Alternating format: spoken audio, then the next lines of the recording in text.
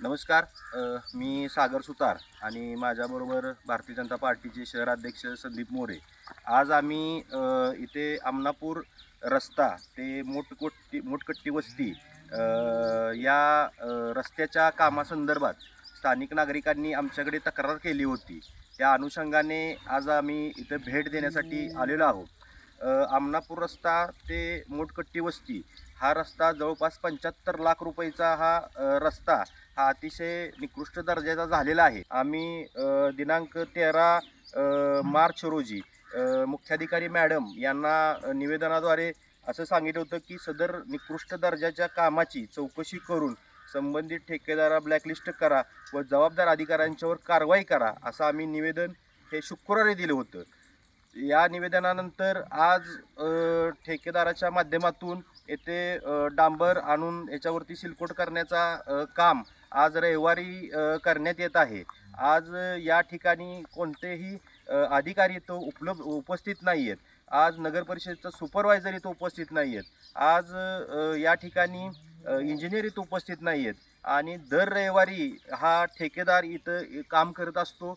कुठल्याही इंजिनियरच्या देखरेखीखाली सुपरवायझरच्या देखरेखीखाली हे काम आजपर्यंत झालेलं नाही आहे. येथील स्थानिक नागरिकांच्याकडून माहिती घेतली असता असं समजलं की डॉक्टर विश्वजित कदम जे आपले आमदार आहेत त्या आमदार साहेबांच्या विशेष प्रयत्नातून हा रस्ता करण्यात येत आहे.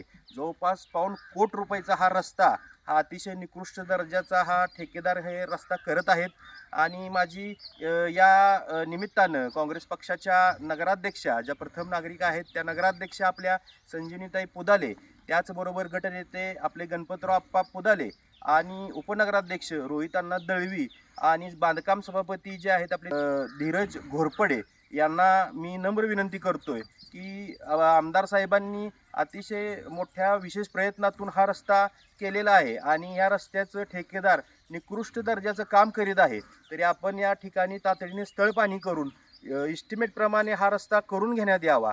अन्यथा आम्ही येत्या 15 दिवसामध्ये नगर परिषदेवर या रस्त्यासंदर्भात मोठा मोर्चा आम्ही काढणार आहोत. हा रस्ता अतिशय महत्त्वाचा आहे. येथे जवळपास बऱ्याच वर्षातून हा रस्ता झाला आहे आणि हा रस्त्याचं जे काम आहे ते अतिशय चांगल्या पद्धतीनं होणं अत्यंत गरजेचं आहे.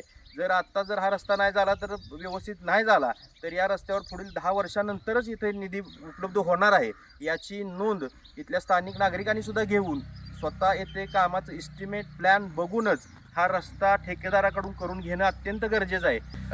नगर परिषदेचे मुख्याधिकारी आणि इंजिनियर यांनी तातडीने या स्थळाला भेट देऊन येथे व्यवस्थित ठेकेदाराकडून काम करून घ्या एवढंच या निमित्तानं मी आपणास या व्हिडिओच्या माध्यमातून सूचित करीत आहे.